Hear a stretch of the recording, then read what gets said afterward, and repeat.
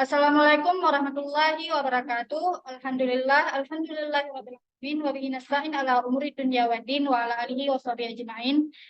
Sebelumnya terima kasih kami ucapkan kepada Ibu Apoteker Ibu Nur Malia Zakaria M.Fam dan terima kasih kami ucapkan kepada kawan-kawan sekalian. Baiklah, kami kelompok 2, saya sendiri Nura Angelini dan rekan saya ada Anissa Adilza dan juga ada Mutiara Rizky, Syifa Nazila, Muliza Ulfa dan juga Dini Rahmawati. Kami dari kelompok 2 ingin mempresentasikan hasil kerja kami yang berjudul uji efektivitas sedia suspensi daun kelor atau moringa oleifera alam terhadap aktivitas fagositosis pada mencit jantan atau muskulus. Sebelumnya kita harus mengetahui kenapa pemateri mengambil judul ini, yaitu karena salah satu upaya tubuh untuk mempertahankan diri terhadap masuknya antigen, misalkan bakteri, adalah menghancurkan bakteri bersangkutan secara non-spesifik melalui proses fagositosis. Kemudian makrofag sebagai sel fagosit monomokuler dalam mempertahankan seluruh non-spesifik memegang peranan penting, demikian pula neutrofilik. Kemudian sel-sel fagosit merupakan sel pertahanan tubuh yang mampu menelan dan memusnahkan organisme asing yang masuk ke dalam tubuh tanpa adanya antibodi.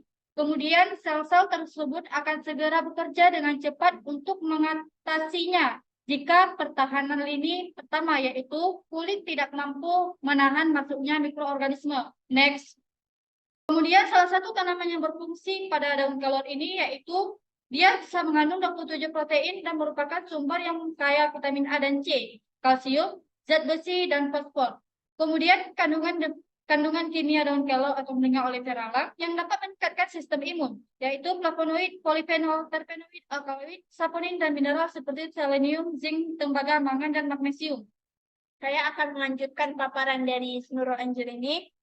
Kandungan kimia daun kelor yang dapat meningkatkan sistem imun yaitu flavonoid, polifenol, terpenoid, alkaloid, saponin, dan mineral seperti selenium, zinc, tembaga, mangan, dan magnesium. Fungsi daun kelor untuk mengobati gangguan jantung, antiinflamasi, menurunkan kolesterol, antioksidan, antibakteri, anti jamur, infeksi saluran kemih, luka luar, demam, tumor, anemia, diabetes, hipokolesteremia, tiroid, kolitis, gastritis, rematik, dan sakit kepala. Kemudian ada alat dan bahan. Alat dan bahan yang digunakan pada penelitian ini ialah Aquades, asam sulfat, EDTA 10%, kertas saring, NaCmC, oleum citrit, sirup simplex, sukrosa, ekstra daun kelor, asam asetat pekat, asam sitrat, etanol 70%, metil paraben, natrium benzoat, propilen glikol, sirup Simuno, dan tinta pelikan B17. Selanjutnya akan dilanjutkan oleh Dini Rahmawati. Baik, saya akan melanjutkan paparan dari Mutiara Rizky. Pengolahan sampel. Yang pertama, pengolahan sampel daun kelor atau moringa oleifera alam. Kemudian dikumpulkan dan disertasi basah. Kemudian dicuci dengan air mengalir hingga bersih. Kemudian daun kelor dipisahkan dari tangkainya. Kemudian daun kelor yang sudah bersih dikeringkan di dalam lemari pengering. Setelah kering, daun kelor disertasi kering. Kemudian lalu dikecilkan ukuran menggunakan ayakan. Kemudian pembuatan ekstrak. Yang pertama, pembuatan ekstrak sebanyak 400 gram sampel kering daun kelor.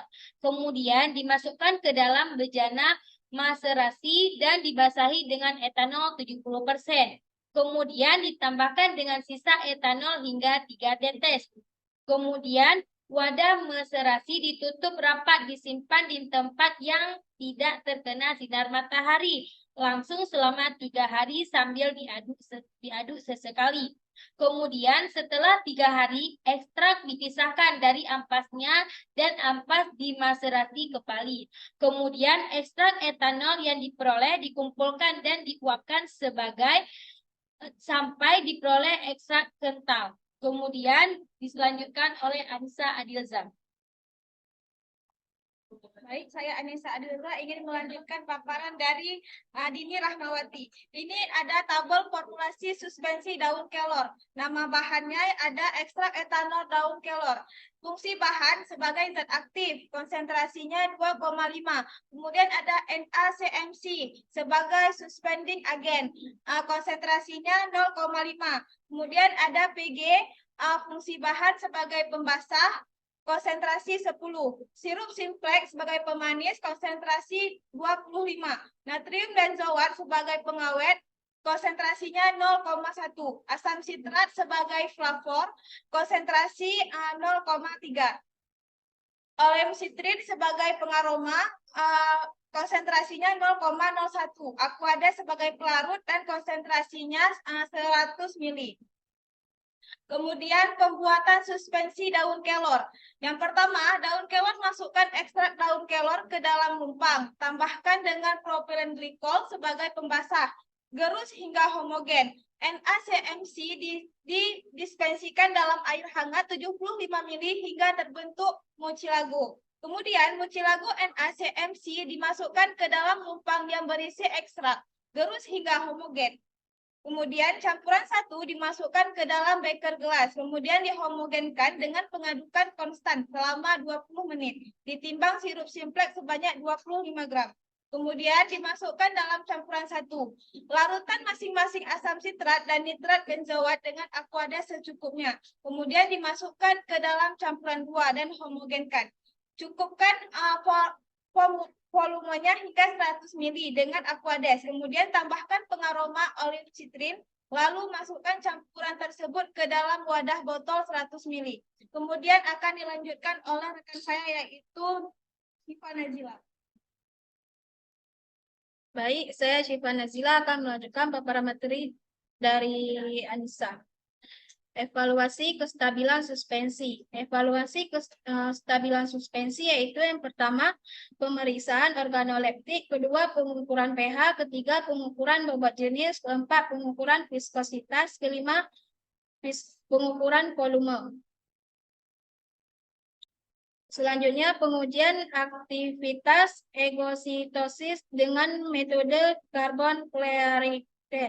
Yang pertama, mencit jantan diberikan sirup ekstrak daun kelor 0,2 mili atau 20 G BB mencit secara oral selama 10 hari berturut-turut. Kedua, setelah 48 jam dari dosis terakhir, mencit diinjeksikan dengan koloida karbon sebanyak 0,05 mili atau ekor melalui vena ekor. Ketiga, pada menit ke-5 dan 15 setelah pemberian koloida karbon, diambil darah mencit sebanyak 4 tetes melalui vena ekor. Keempat, dan ditambahkan EDTA 10% dalam plat tetes sebanyak antikoagulan. Kelima, kemudian dipepet sebanyak 25 mili lalu dimasukkan ke dalam tabung Evenrol dan ditambahkan 3 mili asam asetat 1%. Keenam, kemudian diukur serapnya menggunakan spektrometer. Selanjutnya akan dilanjutkan oleh Mauliza Ulfa. Baik, kesimpulan yang dapat kita ambil pada praktikum PPT kali ini yaitu ekstrak etanol daun kelor atau Moringa oleifera telah dilaporkan memiliki potensi untuk merangsang respon imun. Sistem imun dirancang untuk mempertahankan tubuh dari benda asing. Penelitian ini dilakukan untuk mengetahui efektivitas sediaan suspensi daun kelor terhadap aktivitas fagositosis pada mencit jantan atau mus musculus dengan menggunakan metode carbon clearance. Evaluasi kestabilan suspensi yaitu pemeriksaan organoleptik, pengukuran pH, pengukuran bobot, pengukuran viskositas, serta pengukuran volume. Baik, terima kasih atas perhatiannya.